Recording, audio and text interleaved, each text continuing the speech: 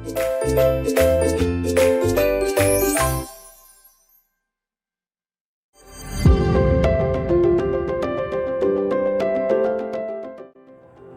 sahabat Rumah Belajar, kembali lagi bersama saya Desi Dwi Ani Kedamayanti, SRB Kabupaten Buleleng, Provinsi Bali tahun 2022. Pada vlog kali ini saya akan bercerita sedikit tentang kegiatan berbagai praktik baik yang saya lakukan di SMK Negeri Bali Mandara.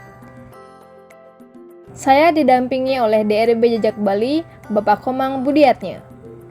Berikut sekilas kegiatan yang kami laksanakan. Di tengah kesibukannya, Pak Komang Budiatnya tetap bersedia mendampingi saya dengan tatap maya untuk mendukung proses berbagi yang saya lakukan. Dalam penyampaiannya, Pak Komang menjelaskan tentang Belajar ID, portal Rumah Belajar, dan Merdeka Mengajar yang sekaligus menjadi pengantar presentasi saya. Sama seperti pada kegiatan diseminasi di sekolah lainnya, saya mempresentasikan inovasi praktik baik pembelajaran yang saya beri nama berkalibrasi. Inovasi ini menerapkan kolaborasi pembelajaran berdiferensiasi dengan model project-based learning yang mengangkat nilai kearifan lokal budaya Bali. Kegiatan berbagi yang saya lakukan direspon baik oleh rekan-rekan guru di SMK Negeri Bali Mandara dan ditanggapi dengan pertanyaan dari Bapak Astra dan juga Bapak Ketut Susilo. Dalam pembelajaran berdiferensiasi, utamanya saya dengan mengkolaborasikan PJBL yaitu Project Based Learning yang berkolaborasi dengan pembelajaran berdiferensiasi dengan mengangkat nilai. Mengetahui bahwa dari sini kita bisa memunculkan namanya suatu olahan yang memiliki nilai kearifan lokal. Sehingga dengan kaitan dari nilai kearifan lokal di sini, mereka jauh lebih merasakan yang dikaitkan dengan kearifan lokal. Nilai kearifan lokal. Nah, jadi kalau berbicara masalah nilai kearifan lokal, ini kan otomatis menyesuaikan dengan lingkungan siswa, ya, lingkungan di mana sudah tinggal. Jadi kan namanya nilai kearifan lokal berarti kan hal itu hanya ada di desa itu sehingga dia memiliki sebuah keunikan, sehingga disebut dengan sebuah kearifan lokal. Nah, itu yang menjadi pertanyaan.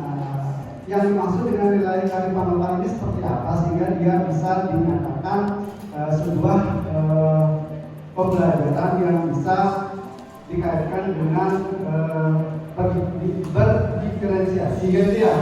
Nah, kemudian berkaitan dengan berdiferensiasi ini unik sekali menurut saya, karena BCC itu mengelompokkan siswa itu tidak berdasarkan cara belajarnya, dia dijadikan satu.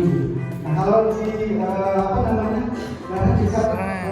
berdiferensiasi itu kan siswa yang visual, audiovisual dan visual itu kan beda. Tapi ini bisa dijadikan satu sehingga dia bisa menjadi sebuah kelompok belajar yang aktif. Nah, coba diberikan sebuah penguat di mananya bisa menunjukkan sebuah pembelajaran yang menarik dan bisa menghasilkan sebuah inovasi pembelajaran berkolaborasi dengan nilai kearifan lokal. Ya, makasih bisa.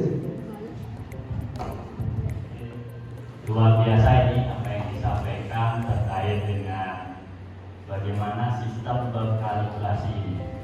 Kalau saya refleksi diri terkait dengan apa yang dipaparkan ini sudah luar biasa, karena sistem berkalibrasi ini kalau saya kaitkan karena tadi ada profil Ki Hajar Dewantara, ini sudah luar biasa. Jadi apa pemikiran Ki Hajar Dewantara dengan sistem pembelajaran menggunakan sistem berkalibrasi ini, mulai dari bagaimana seorang pendidik menghambakan anak, kemudian bagaimana pembelajaran yang berpusat pada siswa, kemudian bagaimana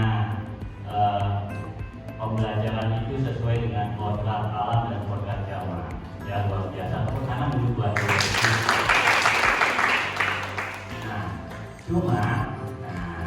tadi saya tidak lihat apa sih kendala-kendala yang BCC dapatkan, terus bagaimana solusi alternatif dari sebuah permasalahan.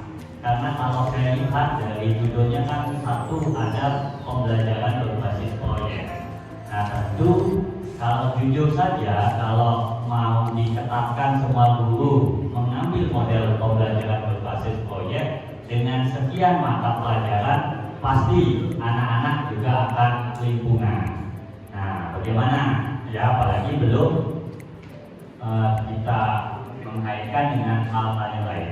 Mungkin itu bisa sharing dengan teman-teman sehingga setidaknya juga teman-teman bisa open mind, terbuka, sehingga pembelajaran di sekolah ini kan praktek baik dari SKJ bisa teman-teman terapkan di sekolah ini.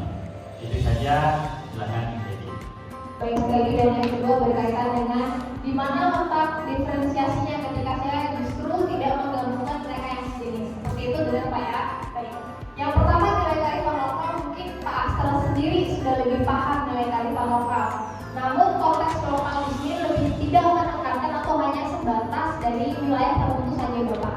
Makanya tadi saya mengatakan wilayah lokal Provinsi Bali yang dalam artian secara keseluruhan Provinsi Bali itu miliki. Baik itu yang terletak di Kabupaten A, B, C, D, dan seterusnya Bapak. Artinya apa? Ketika kita hanya berpaku pada kearifan lokal daerah setempat, akan muncul distorsi yang cukup kuat. Siswa jadi bingung, saya jadi bingung banget ini Bu, gimana caranya saya mengkaitkan dengan kearifan lokal itu sendiri. Karena jikalau dalam pembahasan adalah sumber daya alam di Indonesia, dan sini kita mengangkat Pulau Bali, kearifan lokal bisa kita angkat adalah yang dimiliki oleh Pulau Bali itu sendiri. Kita kaya akan kearifan lokal di Pulau Bali, sehingga kita bisa memilih salah satunya yang berkaitan dengan mata pelajaran kita. Namun nanti kalau Bapak akan mengkaitkan dengan mata pelajaran agama yang benar-benar dengan kearifan lokal di buku tambahan, misalnya alangkah baiknya Bapak. Namun dalam konteks ini saya memang mengambil Provinsi Bali. Agar apa? Agar nanti masyarakat yang membaca pesan saya ini dari berkalibrasi paham. Kalau mungkin terlalu rinci mereka akan bingung. Tapi ketika mengangkat budaya Bali itu sendiri mereka akan paham. Jadi tidak terlalu rinci sifatnya. Namun masih tetap mengangkat nilai kearifan lokal itu sendiri. Mungkin seperti itu Pak Astra, bisa diterima jawabannya. Baik, yang kedua berkaitan dengan bagaimana saya melakukan siswa. Benar, itu adalah salah satu keunikan yang saya lakukan berkalibrasi. Kalau mungkin kita hanya mengelompokkan siswa yang auditori, visual, kinestetik, mereka hanya akan menjadi individu yang gak paham akan keragaman. Ya udah, saya misalnya sama bisa Inggris sama bisa Iris, kita satu kelompok satu game karena kita tipe belajarnya sama. Pemikiran mereka akan terkotakkan seperti itu. Tapi ketika saya pecah Miss Eka dan Miss Iris bergabung dengan Master dengan Miss Indah dengan gaya belajar yang berbeda, mereka akan paham. Oh, ini yang dimaksud dengan keragaman. Kalau misalnya kita hanya sebagai guru yang paham keragaman, siswa tidak, maka tidak akan terjadi pembelajaran dua arah di sana. Kemudian keunikan ini juga sebenarnya saya tekankan pada proses pencarian datanya Pak. Kita ambil contoh siswa yang ada di satu kelompok ini. Misalnya ada yang belajar visual, ada yang kinestetik, kemudian ada yang auditori, ada yang suka belajar sendiri, suka belajar berkelompok. Mereka beragam berbeda-beda, itulah yang kita maksud dengan diferensiasi. Tapi kebebasannya muncul lagi. Pada saat pencarian data mereka bebas bergabung dengan teman dari kelompok lain yang setipe sama mereka. Contoh dia visual, setipe dengan Miss Ega. Mereka boleh mencari data yang sama. Begitu pula yang lain, ketika mereka sudah dapat datanya, mereka kembali ke kelompoknya.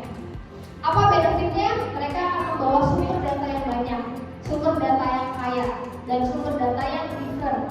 Maka dari itu poin penting dari berdiferensiasi adalah kita mengakomodasi perbedaan, tapi akan menghasilkan keragaman data yang mendukung proses belajar itu sendiri. Sehingga kita tidak mengelompokkan mentah-mentah seperti itu Pak, tapi kita hanya Proses berbagi kali ini memberikan kesan yang berbeda karena SMK Negeri Bali Mandara merupakan sekolah tempat saya mengajar sebelumnya. Semoga kegiatan kelas balik pembatik 2022 dalam berbagi praktik baik ini dapat menginspirasi guru-guru hebat di SMK Negeri Bali Mandara. Terima kasih. Salam Rumah Belajar.